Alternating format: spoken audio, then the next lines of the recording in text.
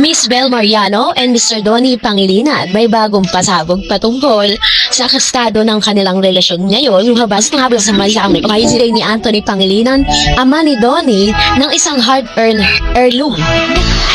Isang malang bagay o pamana ay Donnie Pangilinan. Ayon sa balita, ang pamanang ito ay iba sa tipikal na mga material na handog maliban sa inaasahan ng publiko at tila personal at special para sa pamilya. Bagamat maraming nagtataka kung ano talagang tinutukoy ng hard-earned heirloom at kung bakit ito binanggit, walang detalyadong paliwanag sa mismong artikulo kung ano ito mismo. Ang term na heirloom ay karaniwang nangangahulugang isang bagay na minana o pinamana mula sa matatanda.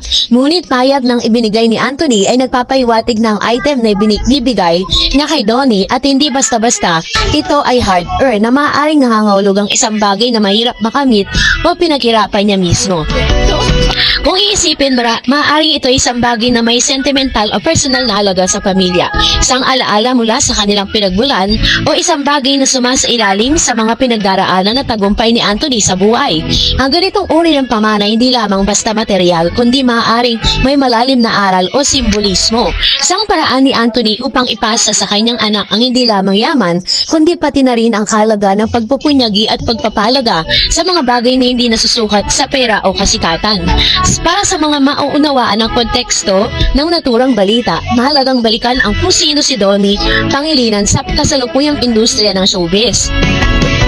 Kilala siya bilang aktor at personalidad at ang anak na public figure na si Anthony Pangilinan at actress na si Miss Maricel Pangilinan nagkaroon ng coverage din tungkol sa kanilang masayang alaala bilang pamilya, kung saan ibinahagi nila mga karanasan na nagpatatag sa kanilang relasyon bilang ama at anak. Sa isa pang artikulo, minahagi ni Donnie ang kanyang mga paboritong alaala kasama ang kanyang ama tulad ng banding habang natutunan ng paggamit ng air power gun habang camping at ang mensahe na palagi ibinibigay ng ama sa kanya at sa kanyang kapatid bago matulog.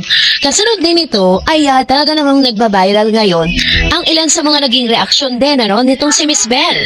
Kasi sabi nga po, reaksyon ni Bel Mariano sa mga tanong tungkol sa real score nila ni Mr. Donnie. Samantalang sumiklab ang balita tungkol kay Miss Bel Mariano nang tanongin siya ukol sa relasyon nila ni Donnie, sa particular na kung stress ba siya kapag inuusisa ang real score nila ni Donnie. Ayon sa artikulo mula sa Abante Tonight, direktang sinabi ni Bel na hindi niya itinatanggi na special si Donnie sa kanya at tinawag pa niya itong boyfriend material.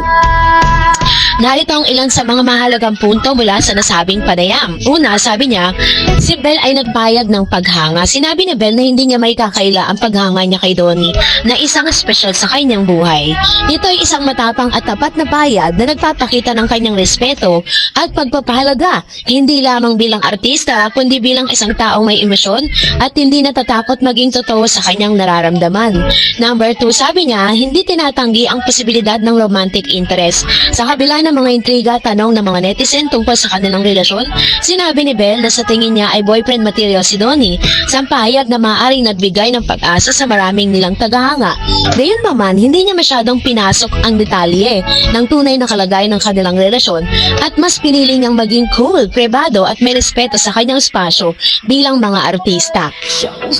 Hindi rin ito, sabi nga doon, nagkaroon din ng reaksyon sa pagpili ng mga fans at presyon ng publiko. Hindi ito itinago ni Bel na nakakaramdam siya ng stress o pressure minsan kapag inuusisa sila ni Donnie, lalo na kapag may mga real score question, pag-iimbestiga tungkol sa tunay na estado ng kanilang relasyon. Ito ay isang normal na reaksyon ng isang tao na nasa spotlight, lalo na kung ang expectation ng publiko ay napakataas at ang privacy ay limitado dahil sa pagiging sikat. So sa ganitong pananaw, ang mga pahayag ni Bel ay hindi lamang simpleng sagot sa isang banal na tanong na media. Ito ay isang pahiwatig ng kanyang maturity, pagiging tapat at pagiging komportable sa sarili, mga katangiang dapat pahalagaan ng isang artista na may millennial at Gen Z audience. Hindi biro ang epekto ng mga ganitong klase ng balita sa community ng showbiz at sa mga fans na love team ni Donnie at Bel. Kilala sila bilang Don Bel na matagal nang sinusubaybayan ang kanilang karera mula pa noong kanilang breakout sa pelikula at teleserye. Ang love team nila ay unang sumikat sa pelikulang Inconvenient Love 2022, isang pelikulang tumatalakay sa modernong pag-ibig at nagbigay ng malaking impact sa mga manonood dahil sa chemistry nilang dalawa. Mula noon, naging isa sa mga pinakababantang love team sa bansa. Marami ang umaasa sa kanilang mga projects, hindi lang sa dating romantic comedy, pati sa malalaking pelikula at shows. Ang balitang bagong proyekto nila sa Tayo sa Wakas ay isa pang malaking pag-asa para sa mga fans dahil inaasahan na mas mature ang roles nila na may mas malalim na emosyon at mas intense na pagganap. So kasabay nga ng pagte-trending ng ilang mga reaksyon ni Miss Bel Mariano sa kanyang katatapos lang ng mga interviews, ay pinag-uusapan din po sa social media ang pagsuporta ni Donnie Pangilinan kay Miss Bel habang siya po ay nagre-recording.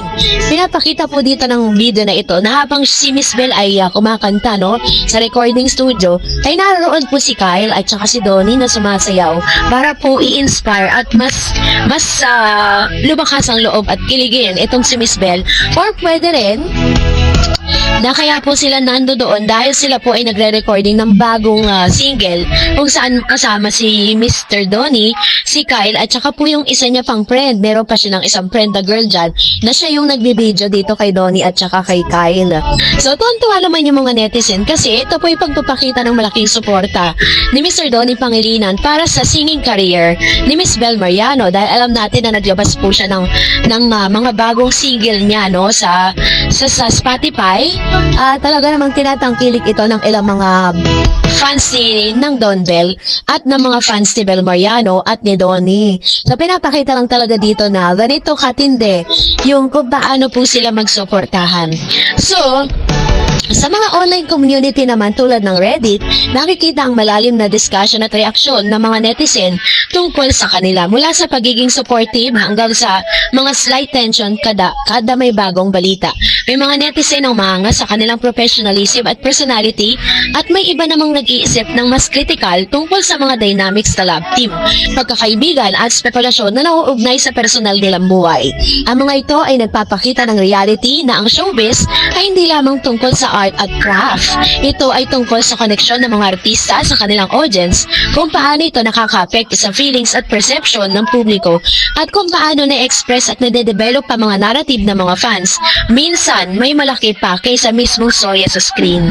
So, talaga naman nakakatuwa ang Don Bel, hindi nila binibigo yung kanilang mga fan.